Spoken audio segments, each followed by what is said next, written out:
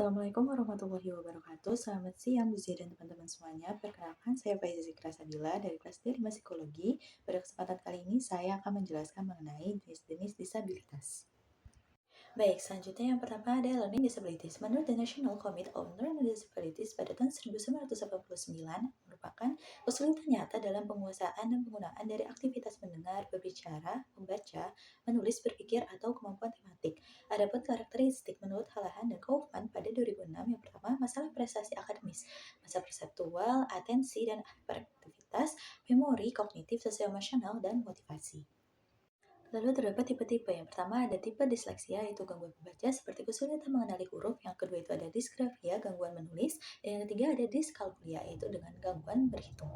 Lalu terdapat identifikasi menggunakan pendekatan respon to intervention dengan mencatat anak-anak dengan berbagai indikasi antara lain kualitas pengerjaannya dibanding teman-teman yang lain, lalu terdapat motivasi belajar atau tidak, lalu dengan pengamatan sistematik, dan terakhir dengan testing psikometrik, yaitu asesmen potensi. Selanjutnya adalah gifted. Menurut Anastasia, pada tahun 1988, gifted merupakan suatu kemungkinan bersifat potensial daripada suatu kapasitas atau kemampuan tertentu untuk belajar atau berkinerja. Lalu ada tipe-tipenya. Yang pertama ada genius, yaitu rentang IQ 140-200, yakni anak yang memiliki kecerdasan yang luar biasa. Lalu yang kedua ada gifted, rentang IQ-nya 125-140, disebut juga talented, memiliki bakat yang menonjol. Lalu yang terakhir ada superior, IQ-nya 110-125, memiliki prestasi yang cukup tinggi. Lalu terdapat karakteristik oleh Halahan dan Kaufman pada tahun 2006 seperti belajar dengan cepat dan mudah, memiliki prestasi akademik yang tinggi, dan memiliki motif intrinsik.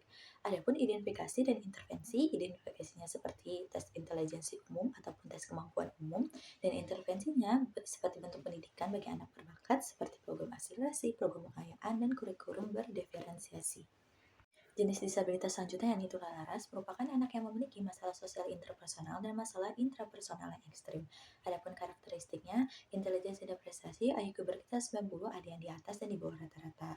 Sosial emosionalnya itu tingkah laku yang tidak patuh, lalu gangguan kepribadian, dan pelanggaran sosial. Lalu jenis gangguan yang paling mudah diidentifikasi yakni conduct disorder dengan type paternalism. Identifikasinya itu dengan screening awal, checklist, mendata perilaku, dan observasi. Adapun intervensi ini bisa dengan positif ataupun negatif reinforcement, extinction, time out, punishment, maupun bimbingan dan penyembuhan. Jenis disabilitas selanjutnya yang tunawicara yakni hambatan dalam komunikasi verbal yang efektif sedemikian rupa sehingga pemahaman akan bahasa yang diucapkan berkurang. Adapun karakteristiknya terjadi pada anak-anak yang terlahir prematur, resiko 4 kali pada anak yang belum berjalan di usia 18 bulan, memiliki gangguan penglihatan, dan banyak terjadi pada anak laki-laki. Identifikasinya dapat dilihat dari ucapan yang tidak jelas, gagap bicara terlalu cepat atau lambat, dan terlambat bicara. Dan intervensi ini dapat dilakukan secara medis dengan perawatan oleh speech pathologis atau ahli THT. Dari psikologis ini yang seringkali berkaitan dengan masalah penyusuan diri dan pendidikan. Dari prasekolah, guru dapat mengajarkan anak untuk bercakap-cakap. Jenis disabilitas selanjutnya yaitu tunarasa merupakan individu yang terbatas dalam menjalankan fungsi tubuh dan berdampak pada terganggunya kegiatan belajar atau sekolah sehingga membutuhkan pelayanan, pelatihan, peralatan, atau fasilitas khusus. Adapun identifikasinya seperti kesulitan bergerak, kelainan bentuk anggota tubuh, gerakan kaku, membutuhkan alat bantu, riwayat medis terkait, dan aktivitas sekolah yang sering terhambat. Dan karakteristiknya dapat dilihat dari sulit untuk bergerak, gerakannya kaku, intelektual biasanya normal, promodifikasi lingkungan, dan bisa ada gangguan bicara. Lalu terdapat tipe-tipe. Yang pertama berdasarkan penyebab seperti sebab hasil yaitu gerakan kaku. Lalu yang kedua ada polio, kelumpuhan otot akibat virus. Yang kedua itu ada berdasarkan area kelumpuhan, yaitu terdapat hanya satu sisi tubuh, kedua kaki, tubuh bagian bawah, atau keempat anggota gerak. Lalu untuk intervensinya sendiri seperti program rehabilitasi membantu anak dalam melakukan aktivitas hidup sehari-hari tanpa bantuan orang lain, program pendidikan dan sekolah, dan bimbingan penyuluhan. Lalu jenis disabilitas selanjutnya yakni tuli, yaitu gangguan pendengaran sebagian atau total yang menghambat penerimaan informasi suara sehingga mempengaruhi bicara, bahasa, dan belajar. Adapun identifikasinya itu seperti tidak merespon suara, seringkali minta pengulangan, terlambat bicara, dan lebih menggunakan isyarat visual. Adapun karakteristiknya ini kesulitan membebaskan lisan, bicara tidak jelas, menggunakan isyarat visual, dan tertinggal dalam tugas bahasa.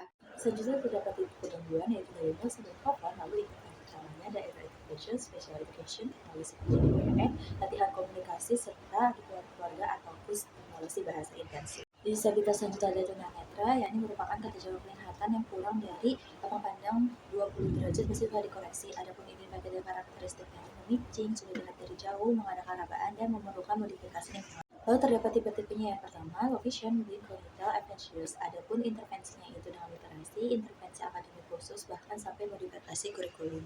Disabilitas selanjutnya adalah disabilitas intelektual, yakni gangguan perkembangan saraf dengan fungsi intelektual adaptif rendah, IQ-nya kurang 70-75. Adapun identifikasi atau karakteristik itu disebut konseptual, hiperaktif, kemudian kelainan fisik atau neurologis, serta kebutuhan lain. Adapun tipe-tipenya dari mild, moderate, severe, sampai profound. Dan intervensinya itu intervensi dini, pendidikan inklusif, dukungan keluarga, serta fokus pada kekuatan dan kebutuhan individu. Baik, disabilitas selanjutnya adalah ADHD, yaitu hiperaktivitas yang muncul lebih di dua lingkungan sebelum usia 12 tahun mengganggu fungsi. Adapun ASDT, hambatan komunikasi, perilaku repetitif dan terbatas. Identifikasinya untuk ADHD itu mudah terdistraksi dan sulit fokus.